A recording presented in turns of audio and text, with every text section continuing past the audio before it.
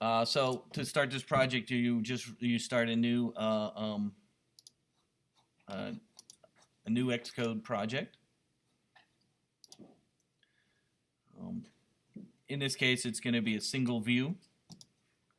You can give it a name. I'm going to give it a different name than the original. Next, you got to choose a location. I'm just going to choose a spot.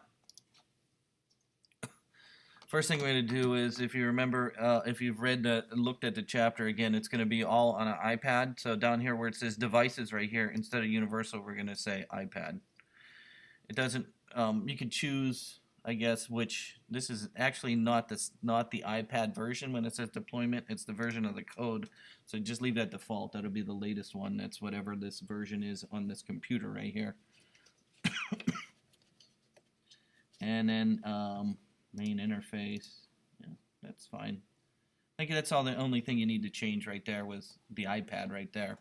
I wanted to specify for the iPad 9.7 as opposed to 10.2 or whatever. No, this is not, if you're asking about this is the version of the code you're using, deployment target. That's the version that you have under Xcode here. I think this is 9.2, but I think it's code version, I think is what this is. Next in the main storyboard, you'll notice that doesn't look like an iPad, so you can change it down here to iPad. I'm going to do this 9.7, or no, do the 10. Which one do we want? 10.5. So again, it's down here is where you choose which version. Even though you chose iPad at the beginning, it doesn't necessarily show you the main storyboard with the iPad. Okay? How do I zoom out now? It's too big. I need to make this window bigger. I struggle with size because of the screen is so zoomed in here. There we go. Let me zoom out a little bit so we can see it. There you go. So again, you can see the main controller there.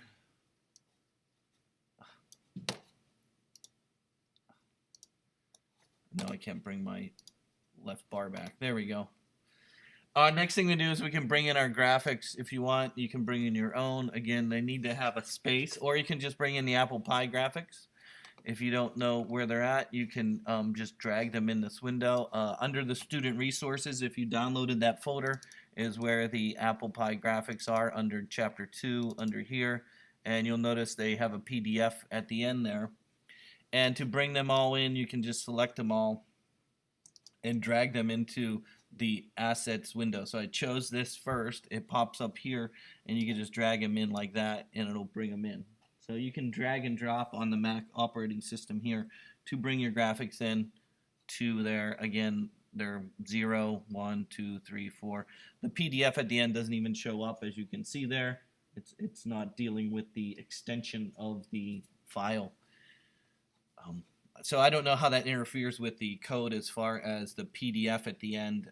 It doesn't seem to really affect when we're changing the graphic. Now in the so there's the deployment.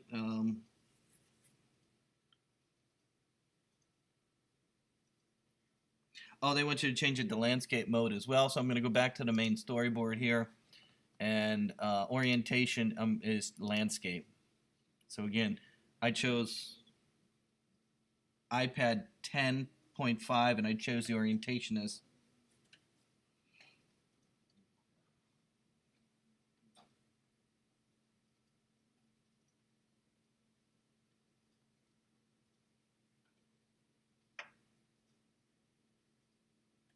and of course they say it should work in both landscape and portrait mode. On page 272 is, I'm kind of going through what it says on page 272.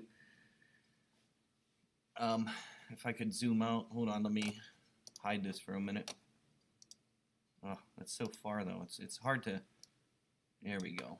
I guess that's the best I can do there. As soon as I bring this up though, whatever.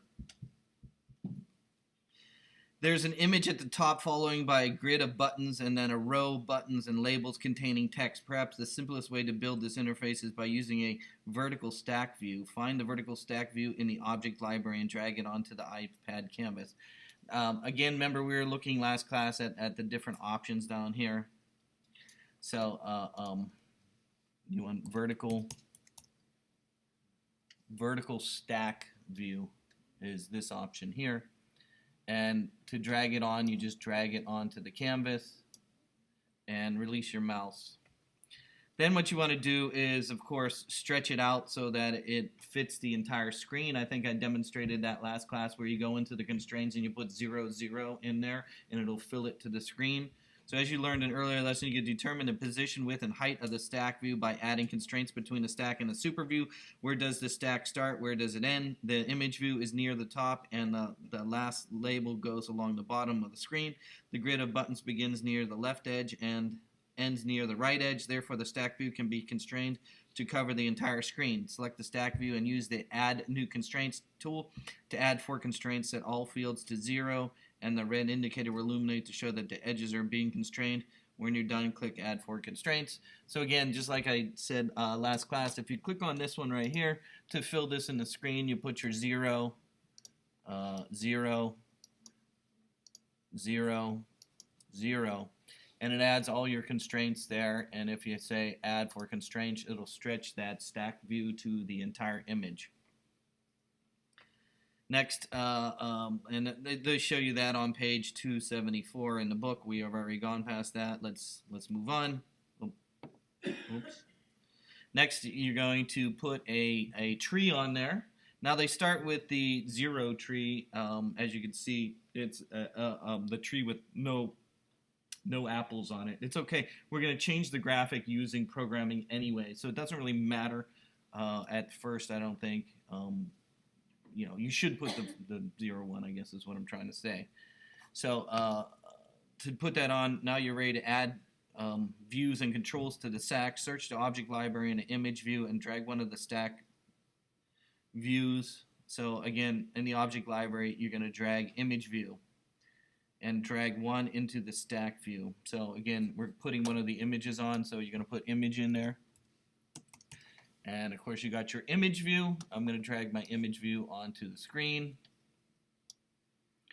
And notice it fills the entire screen because the stack that we put in there goes 0, 0, 0 all the way around. And so whatever we put in there is going to stretch out to the beginning anyways. That's why the tree looks kind of big there on page 275. And so we go search to the object, we put the image in there, change the content mode of the image view to fill aspect. Well, we haven't put an image in there, but here it is right here. Fill aspect is right here.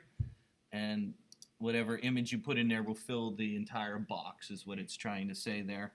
And then, so that was right here, content mode right here, fill aspect. Add the apple tree image from the student resource folder to your assets. We've already done that. Once they've been added, you can go back to the image view in the storyboard, update the image property once you're in the image. Even though you've updated the image view page in code, this can be your visual interface. So again, you're going to be code and you're going to be putting the trees in there. And so again, the image is, I believe, the first one, right? Yeah, the first one. So here is the image up here to put your tree in. And I put 0 in for the first one.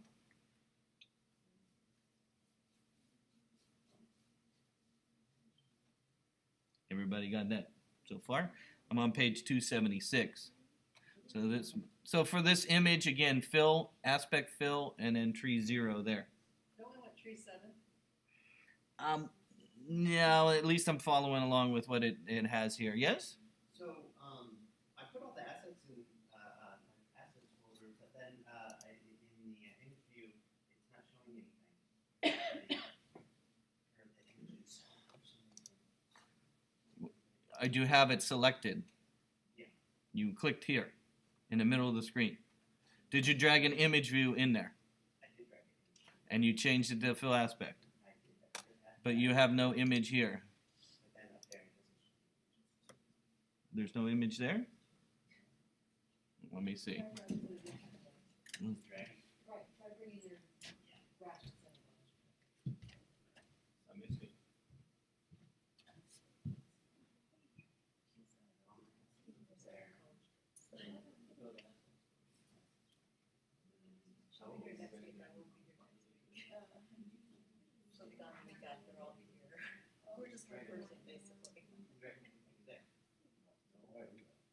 Click on that. Grab it all. There you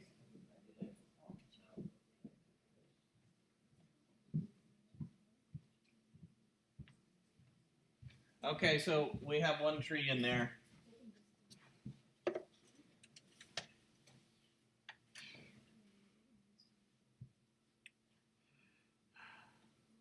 The button grid is the more complex, like a checkerboard. The buttons are arranged in a set of rows and columns. You can imagine each row as its own vertical stack view and each column as a horizontal stack view within the vertical stacks. Now, I know we haven't really looked at stacks too much yet, but again, it's kind of like a table where you have rows and columns. Right now, we only have one because we have one tree, but we need to add some more. You can imagine each row as its own vertical stack view and each column as a horizontal stack view within the vertical stack view. It's 5 horizontal stack views within one vertical stack view. Use the object library to add a vertical stack view below the image view. You can reorder the items within the stack by dragging them around in the document outline, given a newly stacked view a height of 220. So in this case, you don't necessarily need to drag it onto the screen.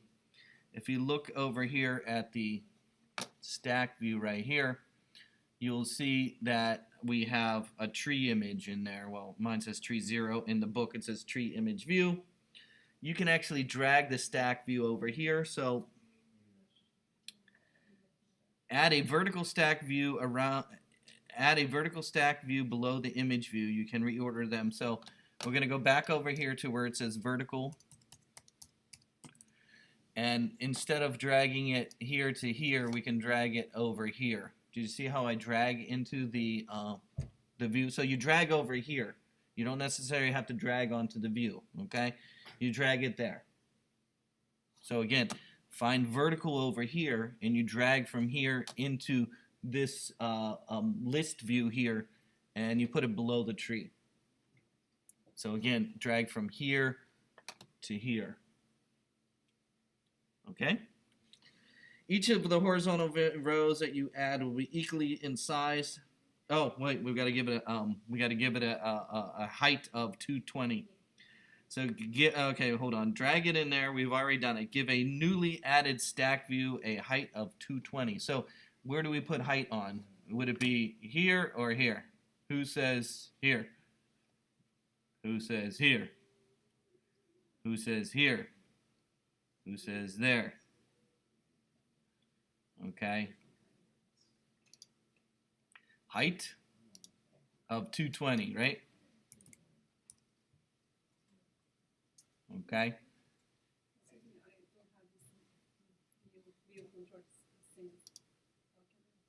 What's that? I don't have this view control thing. You don't have a constraint here?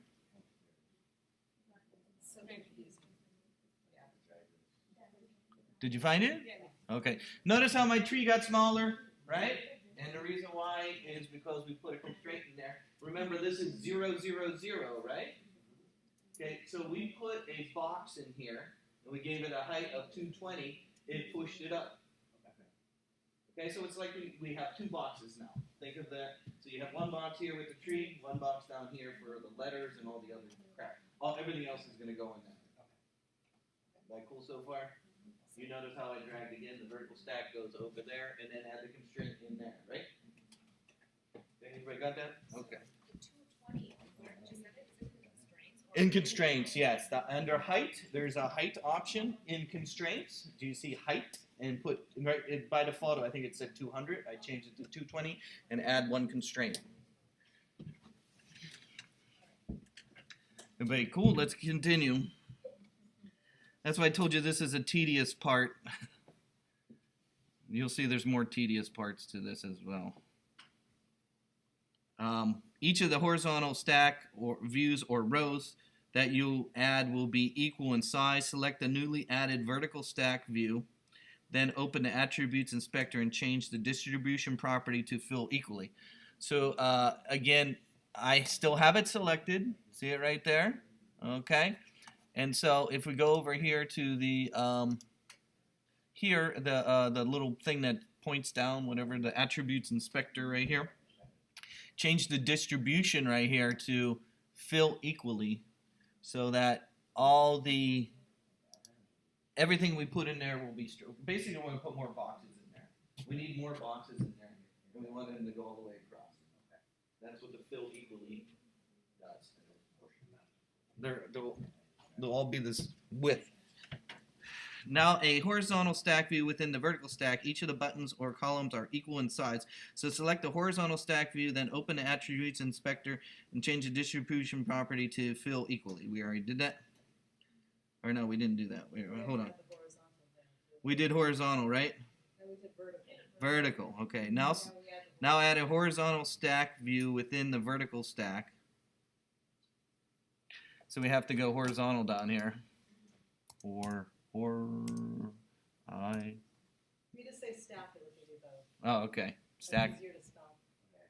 Okay, so here's the horizontal stack view.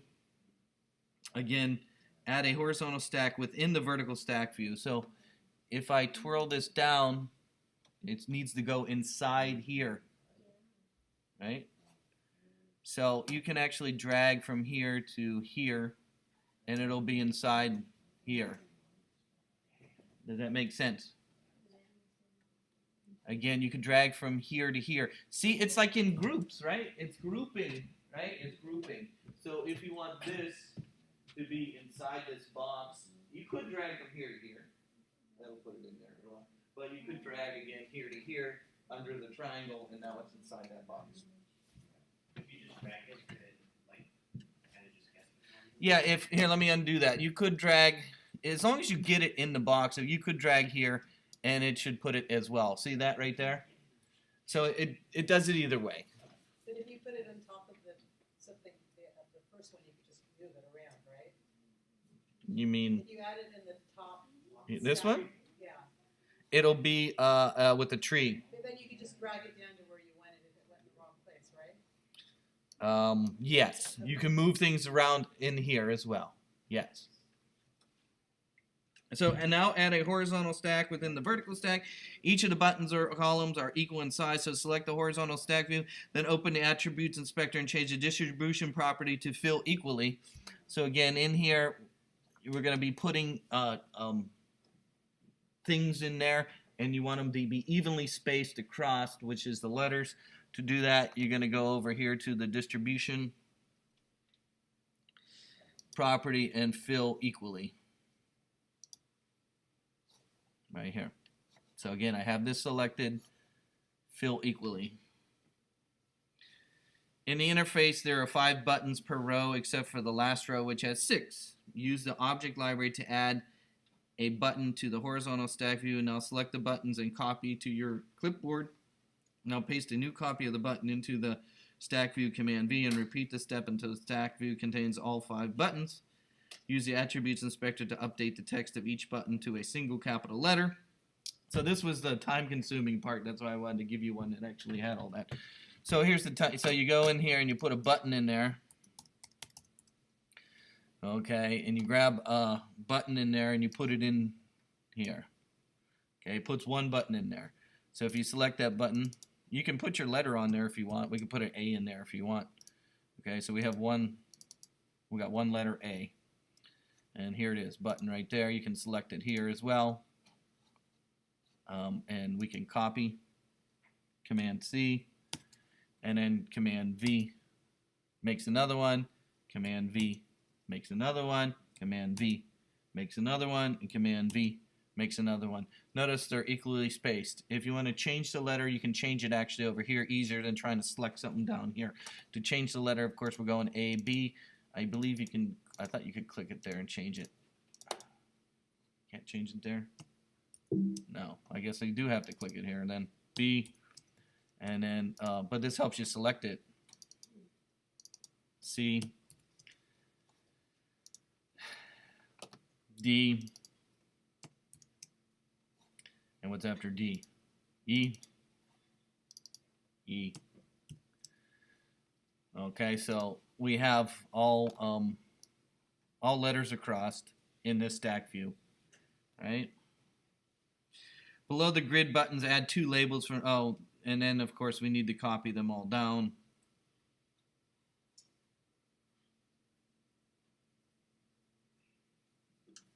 Now select the horizontal stack view and copy to your clipboard. Paste a copy of the stack view and repeat the step vertical, horizontal, and you need. And then the last one, you actually have one extra one. So in this stack view, you're going to add multiple stack views. So you can select it here, copy, and then you can close that if you don't want to see it, and paste. It'll actually make a new row, as you can see there, and then of course you have another row and then another row. Okay, so now I have 4 rows, right? So after E is what? E, F. What's after F? G. You're gonna have to help me here. H, I, J, K, what's after K? L, M, oh, M, N, O, P, Q, R, oh, I'm gonna need one more row. Q, R, S, T. Now we need one more row. So I'm gonna actually close these here. And again, I'm gonna click here and then add another row. Uh-oh, wrong one. Needs to be inside this. What's that? Is it possible to do this in the program with a loop to add these buttons? I don't know. I did this by hand.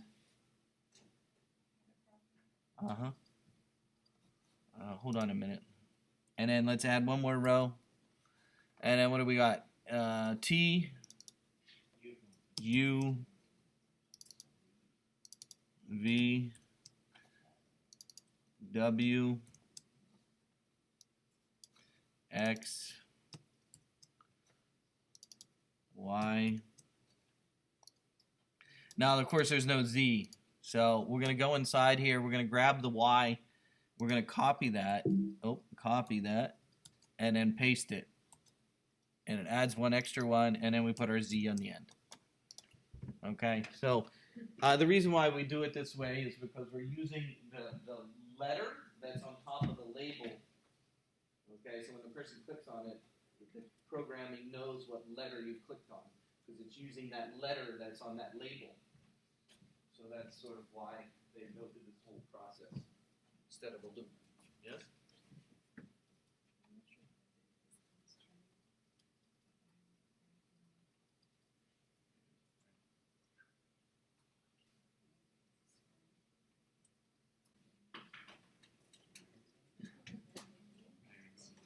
No. You can copy the rest now. It should work. Okay. Here we go. So I have to bring my sidebar back, and we're going to put in labels over here. Label. Okay. And so we want the label to be below the grid of things. So an easy way to add this so that you get it in the right spot is to actually add it, like I said, to this stack over here. So I can take the label right here and put it in there. Oh, not in there. Wrong spot. How about here? But that's on top. Can we drag it down there? There we go. It needs to be in the vertical stack, but below these. So you can see it down here. See the little selection down there? So again, I'm dragging from here to this kind of, to this hierarchy. And it needs to be inside here, but below these. Does that make sense? You can drag around inside here. So you need to add 2 of them. Add 2 labels from the object line. Use the attributes inspector to change the alignment of text to centered, and then the font. Well, let's just drag the other one in, or you can copy and paste this as well. So again, you could, to get a second label, you can copy and then paste, and it puts it in there. So you don't have to drag 2. You can just copy and paste from here. Now there's 2 of them here on top of each other. Okay. Use the attributes inspector to change the alignment of the text to centered. So I'm going to have both of them selected by holding the shift key down and going here, and this alignment right here, centered, is right here. Again, in the arrow that's pointing down is the attributes inspector, and they want centered. So the text is in the middle. You can see it says label, label, label in the front right now. Set the font size of the first label to 30 and the second one to 20. So again, you can click on this one's above. So I'm assuming that's the first one. When they say first, I'm assuming that's the one on top. Font size to, what did it say? We can hit the little arrows if you want. I think, oh, where was I at? Arrows to 30. And then the second one to what? 20. Hit the little arrows. Oh, 20. There we go. Add a height constraint of 60 to the first label and a height constraint of 44 to the second label. Again, you can click here easier than trying to click over here. Click on the first one. Go to constraints. We're doing height. And we're putting, what's the first one? 60? 60. Add 1 constraint. Ooh, you get a little red thing. That's okay. Click on the second one. Hit the constraint. Height. And what was it? 44? Add 1 constraint. Okay. Add I to 60 first and the second label. Since every view besides the image view has a height constraint, the image will adjust its size accordingly while the other views stay constant. I don't remember how I got rid of the red, but I did. Before you move on, verify that you don't have any warning errors in the interface. If you build and run your app to ensure layout looks correct on different iPad simulators. And so again, I have a red here. I can't remember how. I didn't get a red on mine. You didn't get a red on yours? I got mine. You got red too? 2 conflicting constraints. It has to do with the 22 in the vertical here, and then we added. So as you can see, we added 60 and 40 to the height here, and it's conflicting with here. And I got that when I first tried this, and I can't remember how I got rid of it. Why don't you go to the Let's try the. You want to try the audio update? resolve the layout issues? Resolve layout issues. Let's try it. Reset the suggested constraints.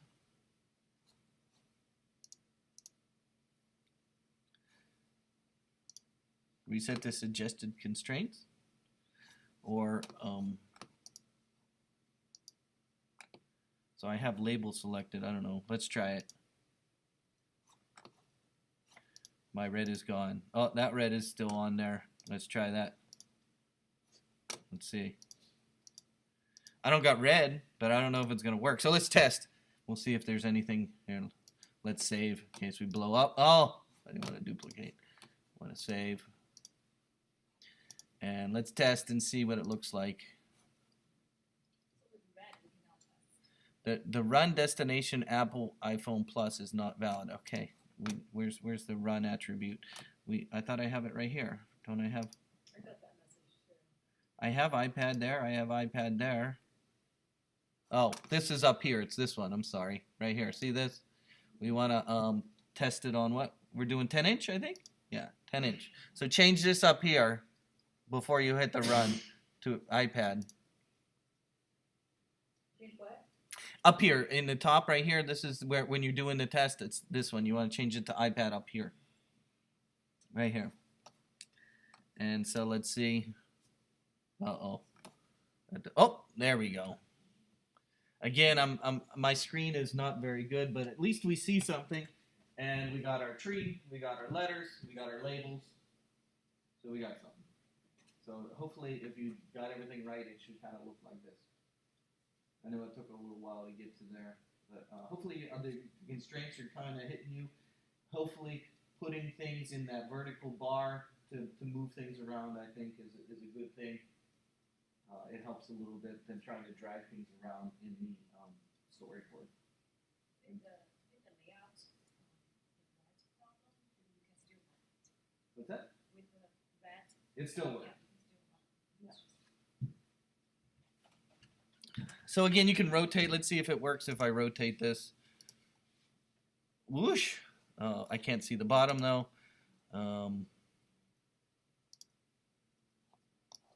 There we go. I can almost see the bottom, but it looks like it's gonna work. Okay, I think it's at least that part's gonna work. Okay, let's move on. Creating outlets. Again, the outlets are the interface. So last class, I think I was talking about how you can take the outlets need to go into the view controller, right? So the things that you're clicking on, you're touching, you need to sort of put those in the view controller, but the logic of the game can be put into its own Swift file. Okay, so keep that in mind. If you're using interface elements, they need to go into the view controller. So during the gameplay, the text of the labels would change whenever a letter is guessed correctly, or whenever a new round begins. The image will need to change whenever an incorrect letter is guessed, and the letter button needs to be disabled whenever they're pressed, and re-enabled before each round. In order to update these views, you need to create outlets so that you can reference the views in code. Open the assistant editor, and so now I'm going to really run out of space now. So let me move things around here. So again, this is the Olympic things, the little circles over here. If you click on that, it's going to bring up your view controller. This is over here, right? The Olympic thing right here. I'm going to call it the Olympic thing. Okay, looks like the Olympic thing. I'm going to hide this side over here. So again, you can bring this and hide it. I'm running out of space here. Open the assistant editor so that the view controller class definition appears in the right of the storyboard, which we just did. Next, select the image view on the left and control drag it to the area within the class definition and release the mouse button. In the pop-up appears name the outlet tree image view. When you press the connection button, the code for the outlet will be created. Yeah. Yes? You can move the Swift stuff below your tree. If you go to the Olympic option. Uh-huh. The second, Oh, a bottom? yeah, and that'll give you a little more. It'll give you a little more Space, maybe? area, space on the screen. 'Cause now you can drag between. Now I think I'm going to put it back where it was, Okay. because what I'm going to do is I'm going to hide this over here, like that. See how you can bring these up, hide them, bring this up, and hide them. That's what I'm going to do. Okay, so let's continue.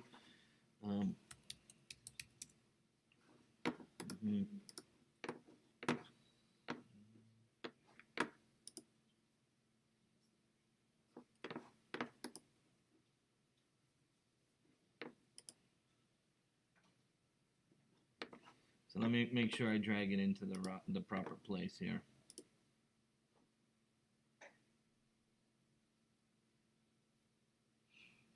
So again, we're going to drag these into the view controller. You can put them at the top up here. They don't need to be in the view because these are outlets. They don't need to be down here where if it's been loaded, these are things that will, so at least in my example that I have up here, I have them above the view did load. I don't even have my view did load. Oh yeah, there it is. Okay.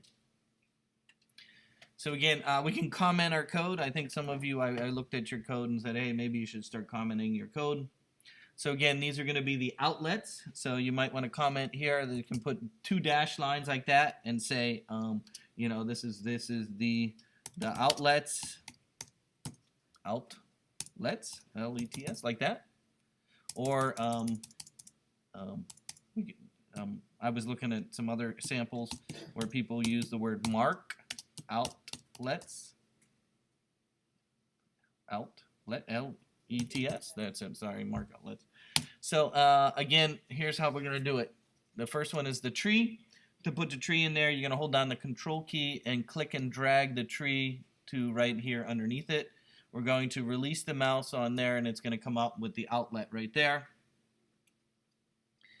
So control drag the area within the class definition, release the mouse. In the pop-up that appears, name the outlet tree image view. So tree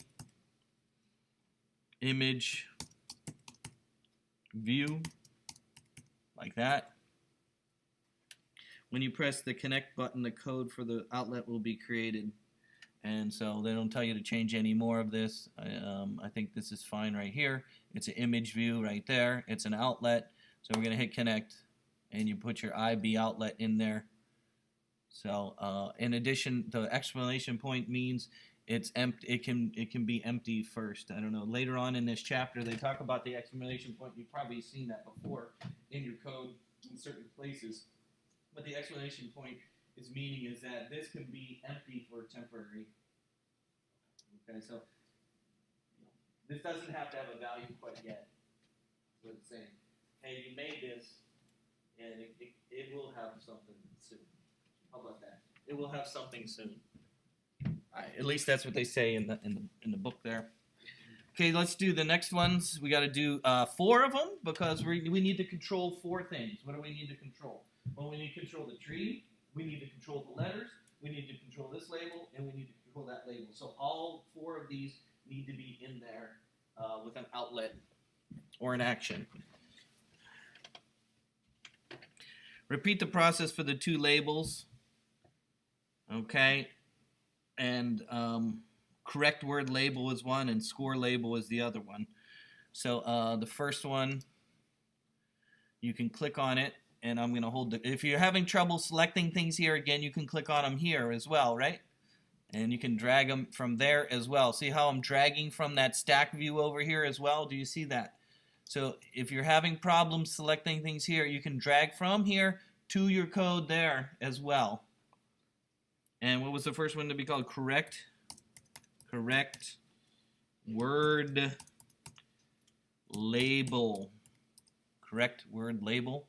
It's a UI label right there. It's an outlet. And you're going to hit connect. Okay. Again, if you're having problems, you can click here. Hold down the control key. Click and drag over here as well. Release your mouse. And this one's going to be called score label. Like that. And then again, you can hit connect. The last one, oh, this is the most tedious one. It would be very tedious to create a separate outlet for each UI button. Instead, you can create one outlet that holds the collection of buttons. Begin by selecting the first button with the letter A as the title. Control drag to the class definition to create an outlet. Then release the mouse. In the pop-up menu appears, change the connection type from outlet to outlet collection. Then set in I guess the whole purpose of the outlet collection is that you're using a group. Okay, the word collection means group. So here, again, I'm going to put some space here.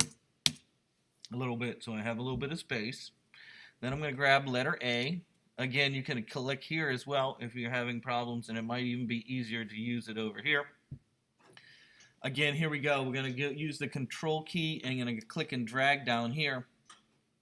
When we release the mouse, we're going to use outlet collection because there's more than one, I believe. That's why we use outlet collection. Remember, this is not any down here. It's going to be UI button. And down here, the name is going to be, what did I say? Letter buttons. Letter, L-E-T-T-E-R, with a capital B, B-U-T-T-O-N-S. Letter buttons. Right there. And then we're going to hit connect. Okay, now we need to connect each one of these letters. Notice how when I roll over, remember last class I was showing you this, when you roll over, you could see what is connected to what, right? See how I roll over and you can see that. So right now, this is only connected to A, but we need B connected there and C connected there. So again, it's going to take, each button needs to be tied to an action. Okay, so in this case, you need to connect each button to the letter buttons option here. And so to do that, you can actually click and drag, and I'll just do it. So I'm going to click here and I'm going to drag there. Do you see that?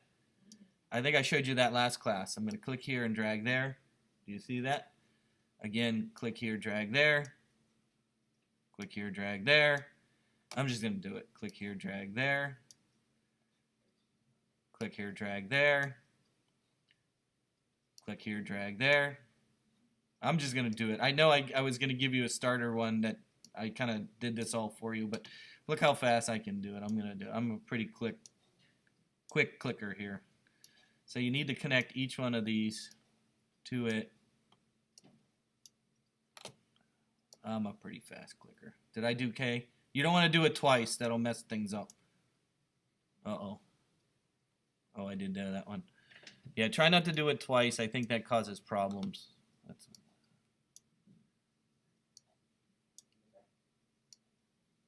If you think you did it twice, just undo and do it again.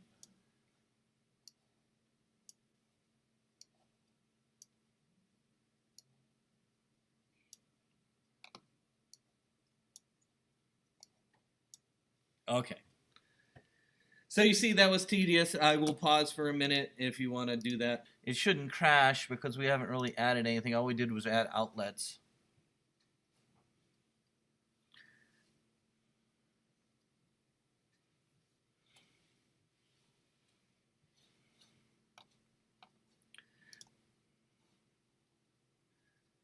And it did take me 2 times to actually do this from scratch. I had to go through this and do this from beginning to end twice. So it might take you more than 1 time to do this too. You know, it's going to take a while. So if I rotate right,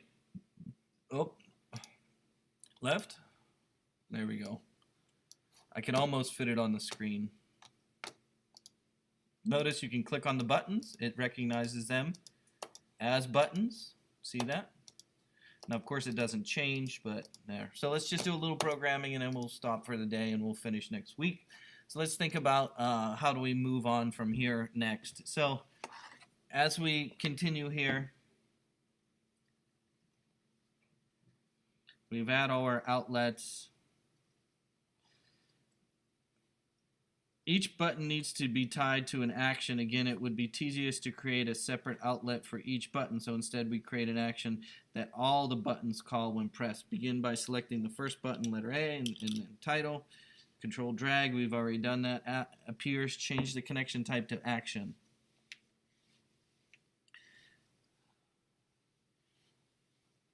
So again, we need to take now and add an action to each button. Each button needs to be tied to an action. Okay.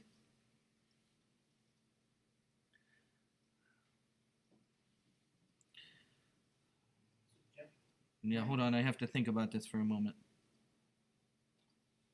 Can't remember.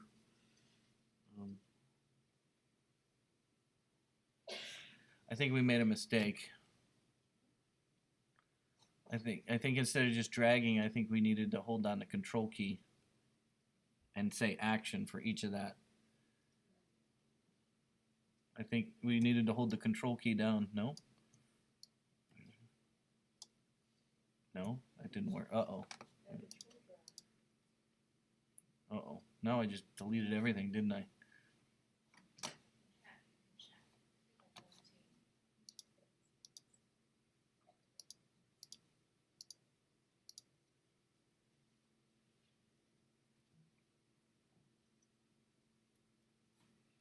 Each of the buttons needs to be tied to an action. Again, it would be tedious to create a separate outlet for each button, so instead you create one action that all the buttons call when pressed.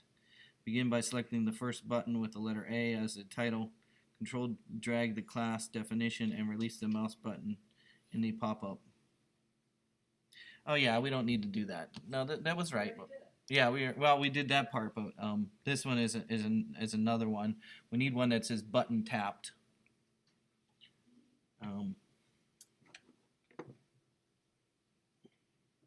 And that's going to be down below this one. So here we're going to do one more.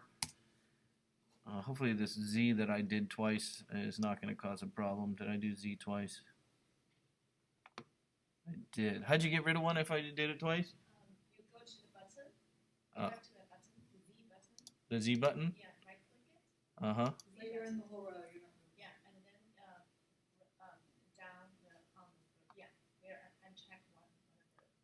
This one? Yeah, The X on the left. on the other side. Yeah, that's it. Okay. Thank you. Whoosh. Okay, so we're going to take A now, and we're going to hold down the control key and drag it over here.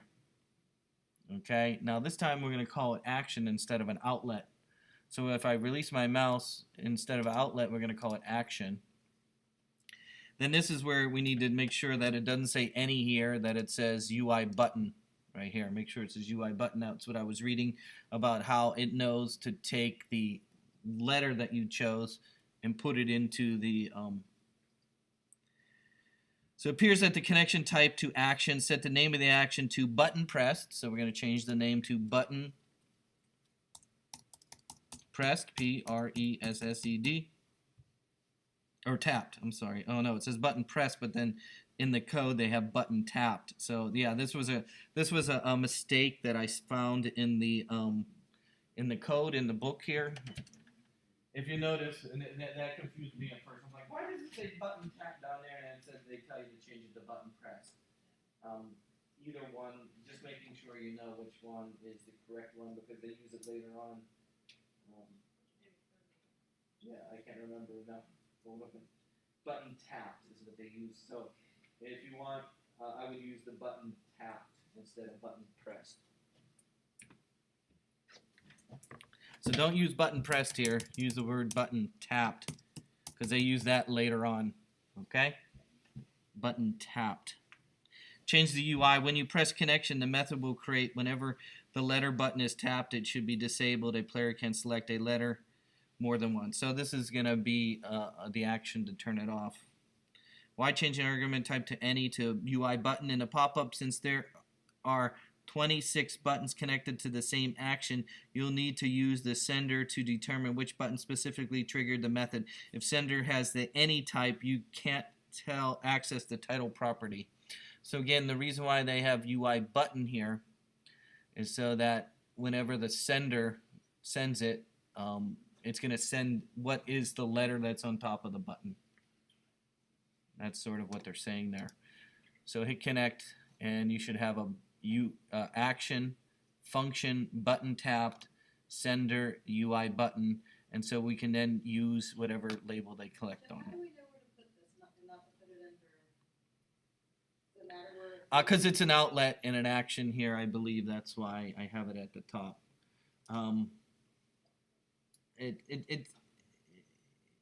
It's something I think that's above the view, I guess. I don't know. I don't know why. I was just going off of what the book said. I don't have an answer to that. But notice it's only on A right now.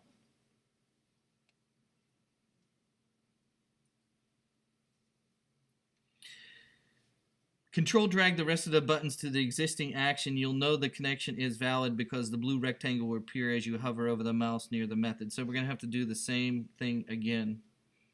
Okay, why change the argument on a button? Since there are 26 buttons connected to the same action, you need to use the sender to determine the trigger and any type. You can access the title property.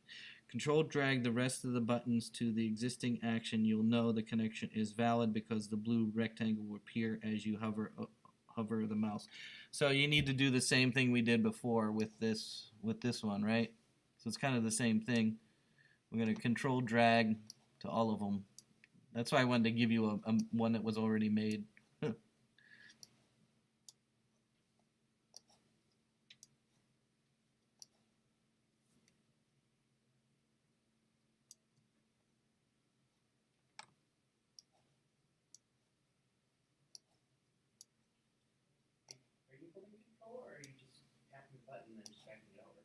I'm just dragging it over. If you want to do the control, you go from here to there.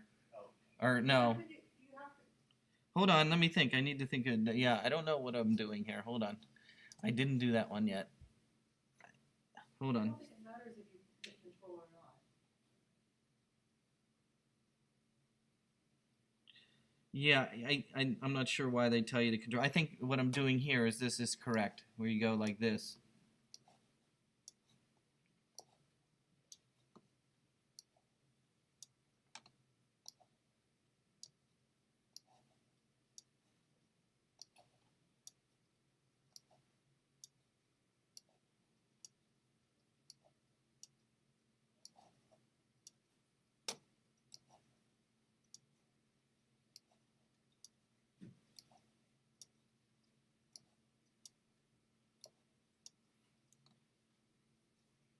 And so they should be connected to all of them.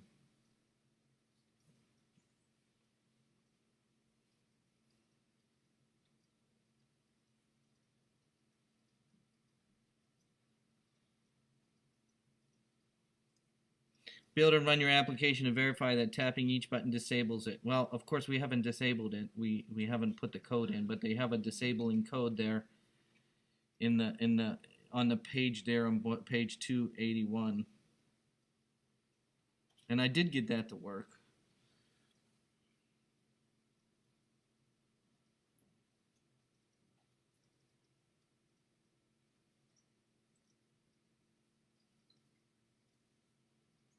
Can you hit your plus on the code real quick? What's that? Pointer grayed out on the button tap code. Can you hit the plus on the? Can I hit that? Okay. Oh, all yours are gray. I know I saw some of them were light and some of them are dark, right? I don't know why. There's two in there. Oh, the ones that are light, it doesn't show up. Where the ones that are gray will show up whenever I scroll over it. It'll show up on the. It'll actually highlight the button in the main story. So the code that they have there on page 281 is the code that they're using to send the not only does it gray it out, but then it stores the letter that's on top in a consonant called letter string, and then they convert it to a lowercase letter. I don't know why that's important to convert it to a lowercase letter. So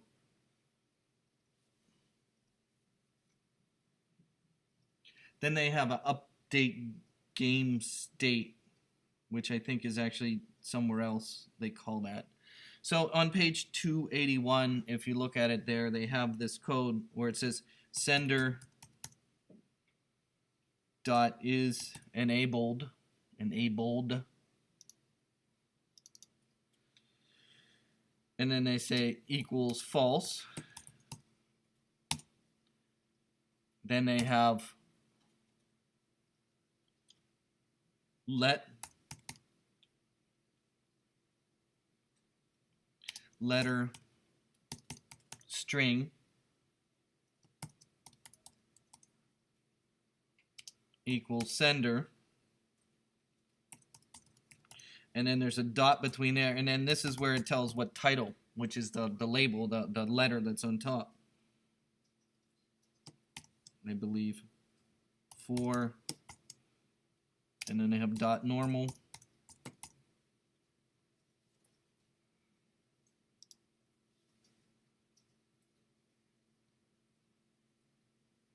and then they put the exclamation point in there. Again, the exclamation point is to say, hey, this, oh, no, initialization, and still give me an error. Is that what is in the end there? Yeah, it's an exclamation point.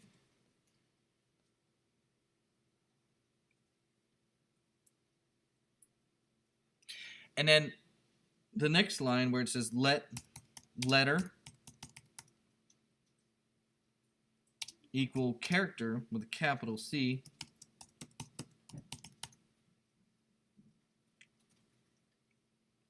and then they say letter string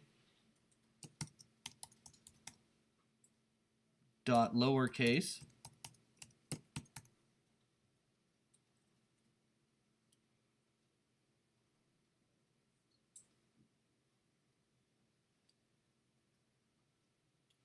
and then they have round bracket there. Then they have another one for player guest. Current game.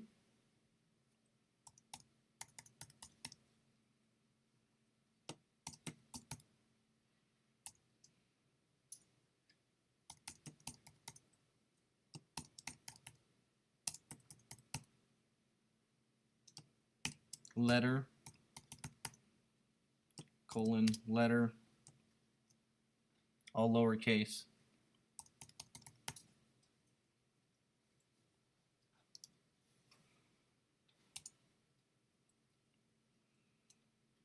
And then update game state.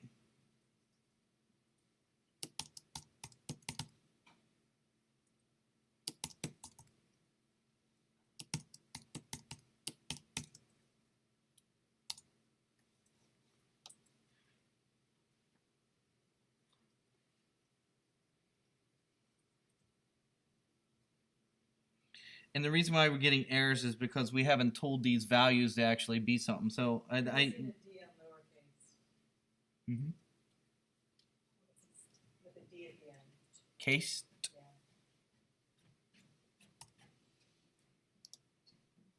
Yeah. What did I get wrong here? Yeah, these haven't been identified yet. The program doesn't know what current game is, right? Because we haven't told it what current game is. That's going to be a function somewhere else. And then update state. So, you know, what's written here is actually being used somewhere else.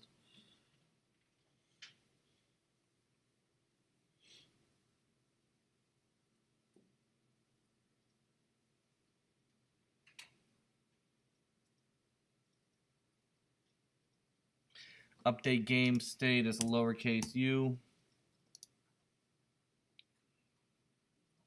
And it doesn't know what update game state is either, because we haven't told it.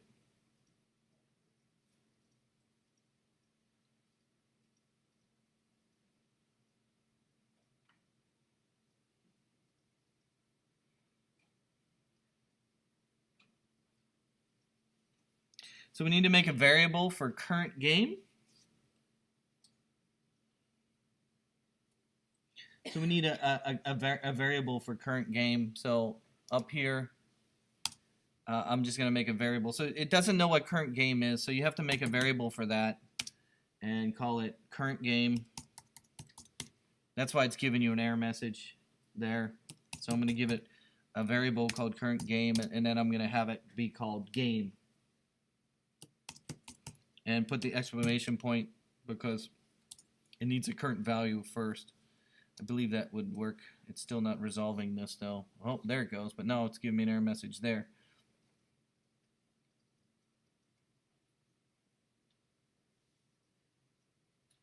No, we don't know what game is. That's the problem. We just comment those out for now. I think that they. Yeah, I don't think you need that. What's right there at because all that stuff that's on page 281 is stuff that's actually used later. They just have it in there because so we can comment. They were just showing that when you click over the letter, Yeah. it highlights that method. So you don't really need this yet. We can comment this out. We can test our game without this right now, I think.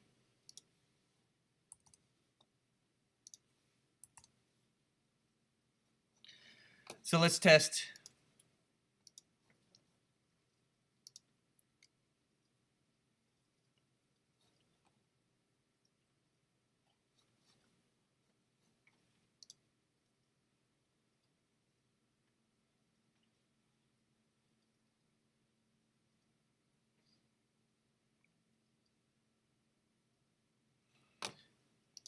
And at least our letter grays out. That's the important thing. So that first line, don't comment that out if you followed what I was doing. What this is doing is it's telling you, hey, you've already selected that. So if you look here, sender is enabled false. So when the person clicks on the button, it's sending that letter, the letter that you clicked on somewhere. We don't have it going anywhere yet, but it's being sent somewhere. It's sender to UI button, basically. But is enabled, you're going to tell it to be false. Does that make sense? That's why it grays out. So I commented all the other ones out because I'm not doing anything with those yet. Again, letter string sender title. This is the one that'll send the title, whatever letter, somewhere, and so on. Did you get it to gray out? Yes. Okay, good. That was the important part.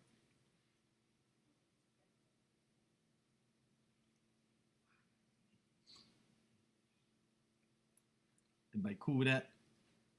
Okay, let's just do a few more pieces and then we'll stop for the day. I know we're getting tired. It's long to look at this, isn't it? Okay, the next part of this is that you need to, and I'm starting part 2, so we'll start part 2 a little bit here. Now that you're set to work on the apple pie game logic, you need to define words and turns. So, how many turns and what kind of words. I know I had these crazy words from before, and they use different words as well. Here they got buccaneer, swift, glorious, incandescent, bug, and program. You can put any words you want in there. It doesn't really matter. Okay. These music words I found here before was from another game that I found, and that's why they was using music words. But you can put in any words that you want. It doesn't matter because it's gonna take. So how it puts the words in there is it takes from. It's basically an array of words, basically, and it takes which one, right? 0, 1, 2, 3. So each time you play a game, you start with a new one in the array. So the array can be as many as you want or whatever. So here we go. So to make your list of words, which is an array, fill the array with words, food, names, hobbies, animals, house, pets, I don't know, or household objects or whatever else. And so you're going to make an array. Where do we make that array? At least in my example, I have it up here at the top above, kind of in this area, right above this button tapped here. So up here, I have my list of words in my example here, kind of right underneath the outlets here. And so these are going to be variables, I guess. Is that what we want to call them? Variables, A-B-L-E-S, variables. And so we're going to make a variable, and it's going to be a list of words, oh, capital of there, of words.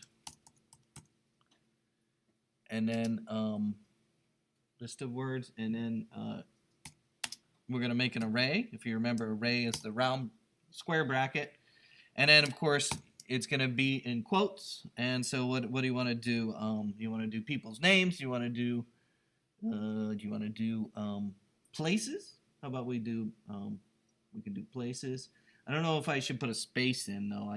None of the examples that I saw had a space, like 2 words, right? So you wouldn't want to do San Francisco with 2 words. So maybe if we're going to do places, we should do 1-word places, I guess.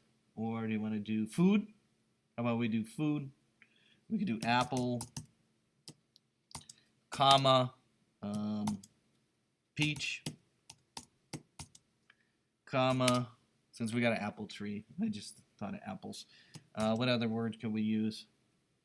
Another fruit. What's another? Pear? Pear. We need a bigger, longer word. Strawberries is a longer word. Berries. Is it strawberry? B-E-R-R-Y? Strawberry. Okay. Let's do one more. We'll do 5. Uh-oh. Comma. Let's do one more. What's in our fruit? Durian. What's that? Durian. What is that? A what? D-U-R. D-U-R-I-A-N. I-A-N. And that's a fruit? Yeah. Oh. That can be your wild card. What? Whoosh. That is a fruit. What kind of fruit is that? Huh? Very delicious one, but it was full smell. Yeah, I've actually never had it. Okay, so we have a list of words that we can choose. Next, we want to do what? We want to, below the list of words, define a constant called incorrect moves allowed, which establishes how many incorrect guesses are allowed per round. The lower the number, the handler it will be. So again, this is going to be a consonant, okay? And then this is how many moves, and then you would put as many as the art that you have, right? So the number here is important in this consonant because it's going to be called incorrect moves allowed, like that. And then as many, now since we have 7 things of trees, I'm going to put 7 in there. So, but if you have more than art, right? So this should relate to how many pieces of art you got. So you're gonna do 7 because you're gonna have 7 trees that don't have any stuff in them. So we have 8. There's 8. Yeah, you want to leave one on the screen that has no trees at the end. I believe that's why. Excuse me, it depends on how many apples you put on there. Hmm? Yeah, the number 7. This is how many what? This is how many of these? How many apples? Apples And on how the many tree. apples on a tree? How many apples can drop? Oh, how many apples have dropped?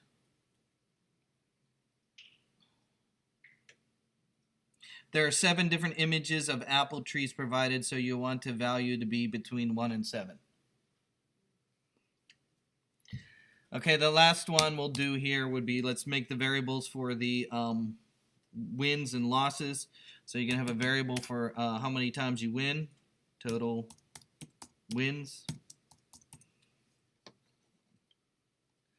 equals 0, and then total losses. So you have a variable total losses. Total losses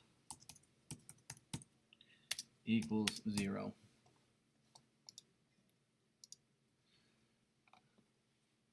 And we can save.